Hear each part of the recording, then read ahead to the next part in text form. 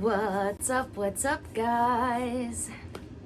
So, I want to talk about something that got spawned into existence through inspiration, through a conversation that I had yesterday that I started thinking about today, that I realized doesn't get talked about very often when it comes to boundaries.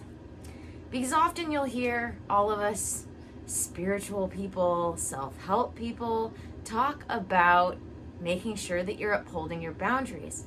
But we don't often talk about when it's okay to let down and let go of your boundaries. So that's what I want to talk about today.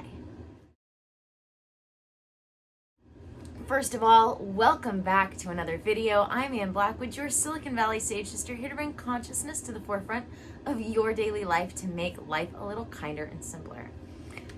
So this all came about because when my significant other and I got back together, he and I had been apart for 4 years. We had been together for 7 before that.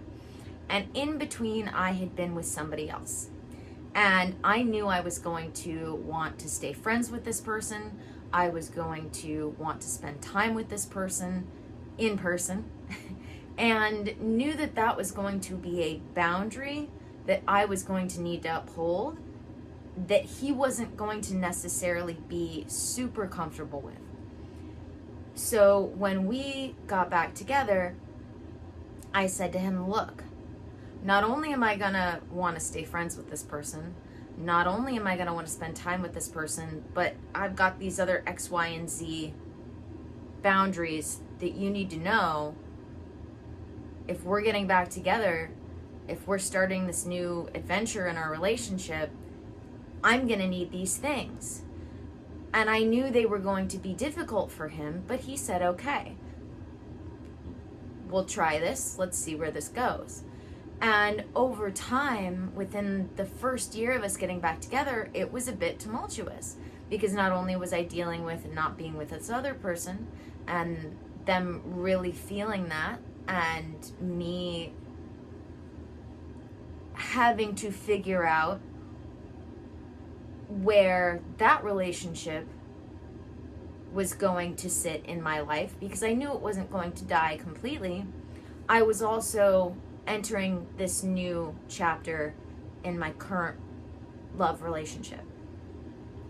So over time, over that next year, slowly but surely, I started to have to uphold boundaries with my ex that I didn't expect to have to uphold, and let go of what I thought was going to be boundaries with my significant other. So that's why I wanted to talk about this, because there are times where this is going to happen, and that's okay. And I think people get really caught up in this idea of like, I thought this is what I was going to need, and I upheld it as a boundary, and so I've got to just stick to it for the sake of pride or whatever it may be. Or just trying to, for some people, it's hard to uphold our own boundaries.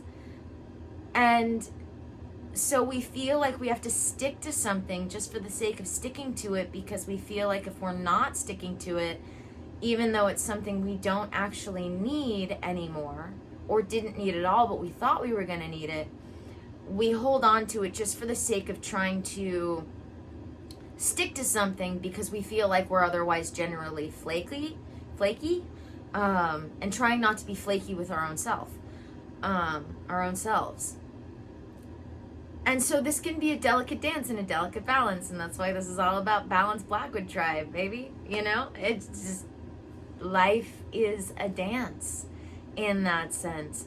And so there are times where we have to recognize that all of life is us attempting to project out into the future as many possibilities as we can, when completely and utterly being unable to know what the future will actually be.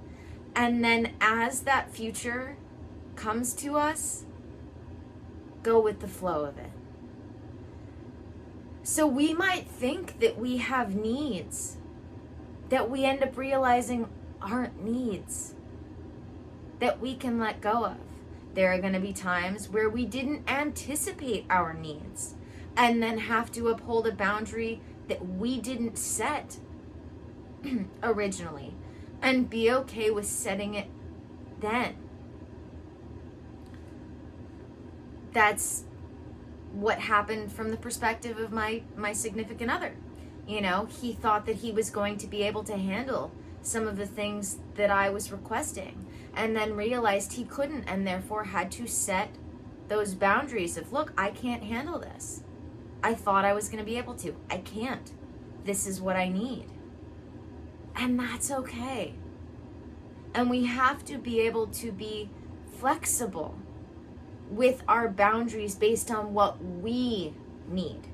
Because here's the thing about all this, is that had I felt like I needed some of the boundaries that I ended up in actuality being able to let go, it might have not worked. We might have not been together because I would have upheld those boundaries rather than letting them go.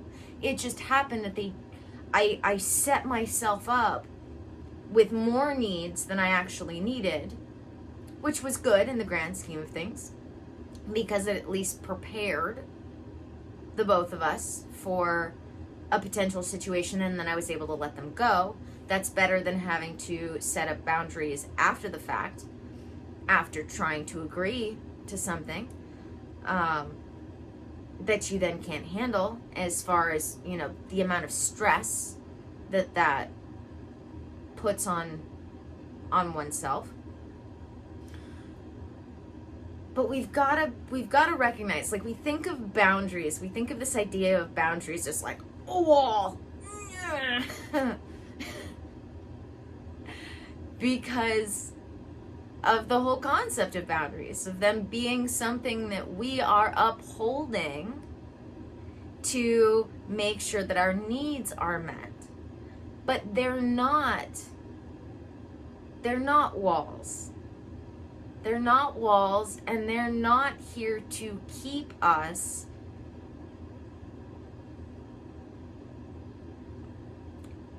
they're here to keep us protected, but they're not here to keep us guarded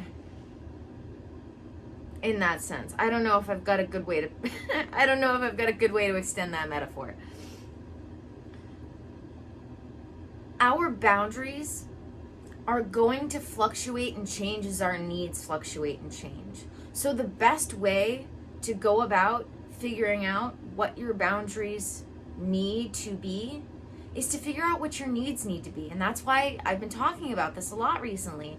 I have this in my intuitive lifestyle course, that you want to figure out what your values are, to figure out what your priorities need to be, to figure out what your boundaries need to be. That basically those values and priorities that I'm talking about, those are your needs. Those are your needs. Because what you value most is going to tell you what you need to do most, which tells you what boundaries you need to uphold most. And life is about change. Life is about change, growth, and expansion.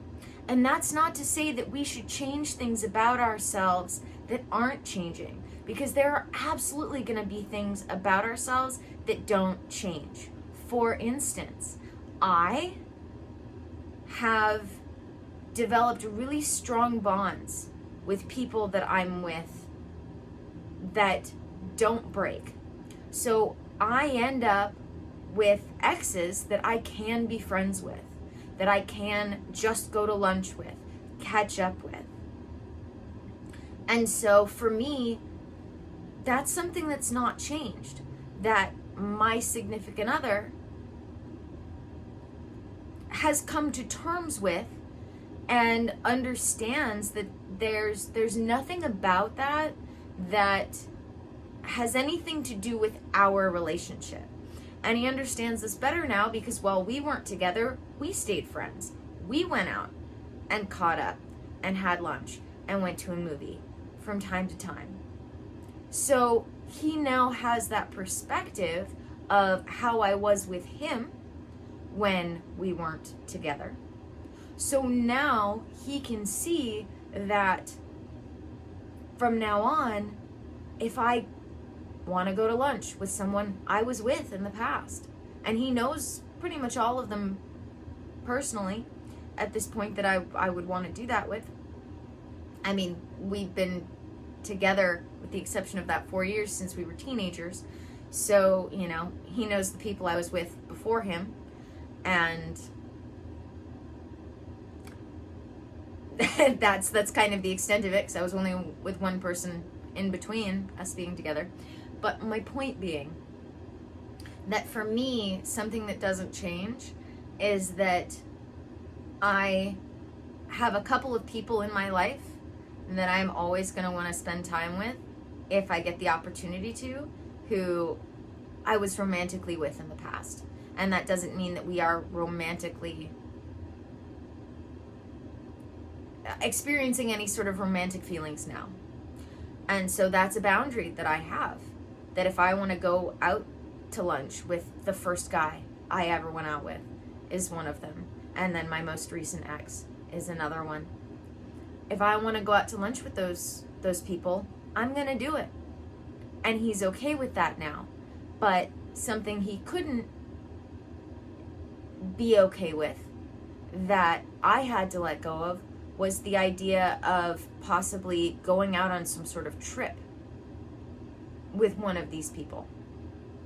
Because originally, when we first got back together, there was a potential for me to still be doing projects with my ex, where we might have to travel somewhere.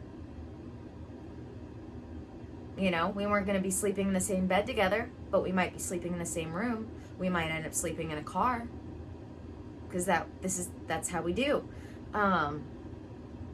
But slowly but surely, as that was less and less likely to happen, I was able to let go of that, because that was something that was changing. So we have to figure out about ourselves and about the people that we love, whether they're romantic relationships or friendships or family relationships. What are the things that are consistent? What are the things that don't change? And what are the things that do change? Because when we can get even the slightest grasp on this, that is what sets us up for understanding what our own needs are, and therefore what we can be okay with bending one way or another with, and what we won't be okay with. You know? It's just, it's what we have to do if we want to live happy, healthy lives that, as A Course in Miracles talks about, is free of what they call upsets. And as they say in A Course in Miracles, there is no big or small upset when it comes to analyzing that upset, analyzing that frustration. You know, it might feel like a little annoyance, but figuring out where that's coming from and figuring out if that's something that you can move on from, move through, which, I mean, in the grand scheme of things, there's pretty much nothing we can't heal and move on from. But as human beings, sometimes we let our egos get in the way and we decide we don't want to. Such is life. So, when it comes to your boundaries, don't be afraid, for whatever reason, if your needs change, to allow your boundaries to change. And that said, don't ever be afraid to continue to uphold your boundaries no matter how anybody feels about it. It's what we have to do, you know? And so something that I upheld, no matter how frustrated he continued to be, was like, I'm going to be friends with this person. I'm going to go see him from time to time.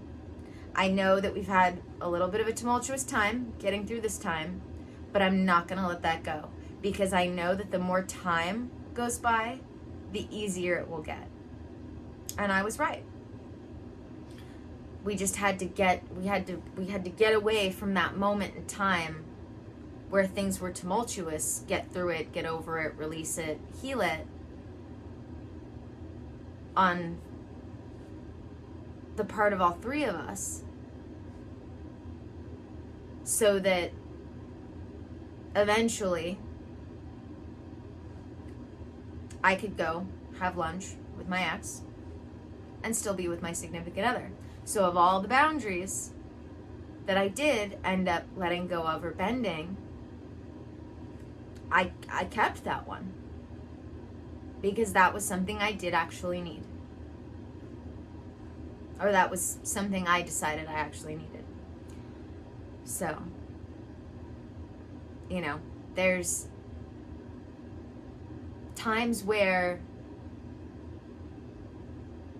recognizing that if people are bothered by us upholding our boundaries, it's because they benefit from us not having them, and we benefit from having them.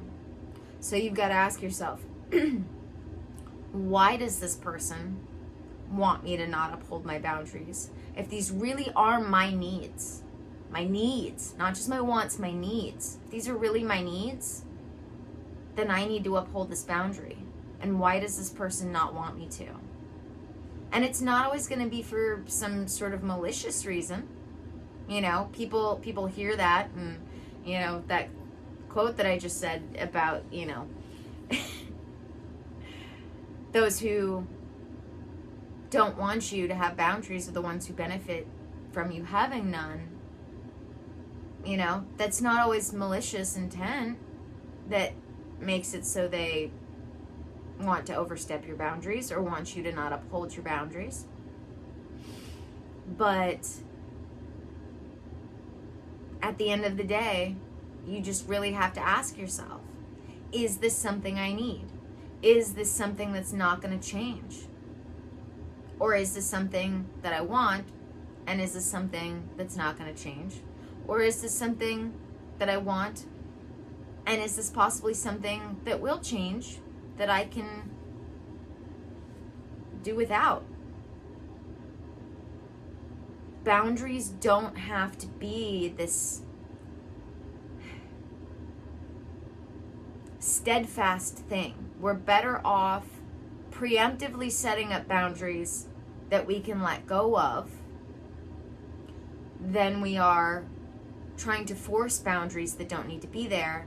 And we are always better off upholding our boundaries, even if we think we can let them go,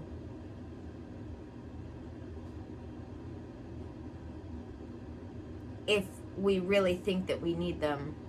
And we're always better off upholding our boundaries, even if that means letting someone go, if it means maintaining our own needs.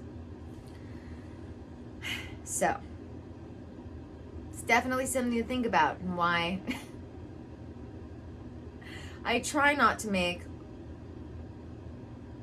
or I'm not inspired to make, one-size-fits-all courses on these things, and still do one-on-one work with people, because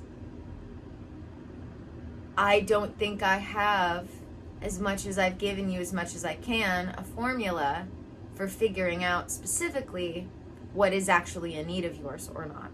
That's up to you. I can tell you how to figure out if you need to uphold your boundary. Is this a need? Is it a need, or is it a want? And how greatly do you really feel like it benefits you? How does this boundary when it's there or not there, affect your health. Because if you find yourself in a position where without the boundary, you're sad, upset, frustrated, angry, any amount of any upset, you're probably better off upholding the boundary. You are probably more healthy when upholding the boundary. If when it's not there, you feel physically or mentally upset. As where you could at some point realize, you know what? I can do without this. I don't need this as much as I thought I did. And let it go. But it's all up to you, okay? You've got to decide for yourself. Is this something I really need? And then if it is something you really need, you might need to let that person go and uphold your boundary. And that can be really shitty.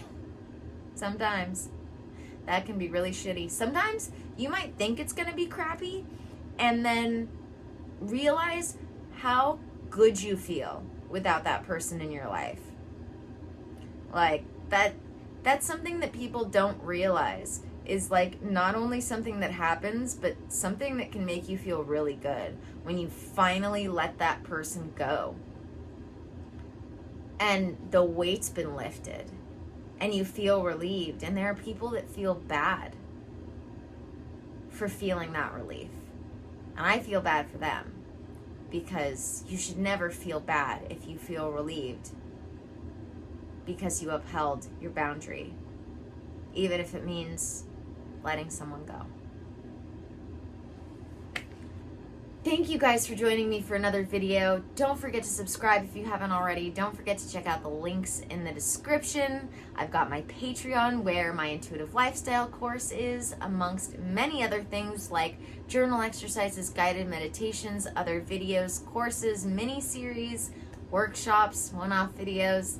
I've got so much great stuff going on over on Patreon, so definitely go check that out. And it starts at as little as $11.11 a month. And honestly, the next tier up is only $23 a month, and that's got pretty much everything my Patreon has to offer. Every one of my Patreon tier memberships above that each have their own little special thing, like the Sanctuary of the Awakened, which is my VIP group where we get awake, not woke, and a little personal. And then I have my enlightening tier above that, which is everything the ascending and awakening tier has to offer, as well as a once a month session with me. But pretty much, I have the awakening tier for $11.11 a month, $11.11 a month. And then I have the ascending tier, which is $23 a month, and that has everything that the awakening and the ascending tier has to offer. And that's like all of the content, with the exception of the sanctuary content that just the sanctuary has. So $23 a month. Let me tell you, I've packed that. I've packed that full of all sorts of stuff that, from the spiritual to the practical, I have gathered in teachings, both learning and teaching over my lifetime. Lots of amazing stuff going on there. So, and especially for the price. So definitely want to go check that out if you're enjoying my content here. My one-on-one session books are still open, so if you'd like to work with me to, as I say, heal, grow, and expand your consciousness, end your cycles of suffering, definitely hit me up about that. You can either sign up for my free clarity call, email me, or if you know you're really ready, you can sign up for one of my session packages, which commits you to just the certain amount of sessions, and then we personalize to you what we work on, as well as how often we work together. So that's a link in the description. Bunch of other amazing links in the description, including dōTERRA, my mailing list, Instagram, dōTERRA Witches, all sorts of good stuff. And of course, as always, may the energies you serve you well, and let's keep making our way through.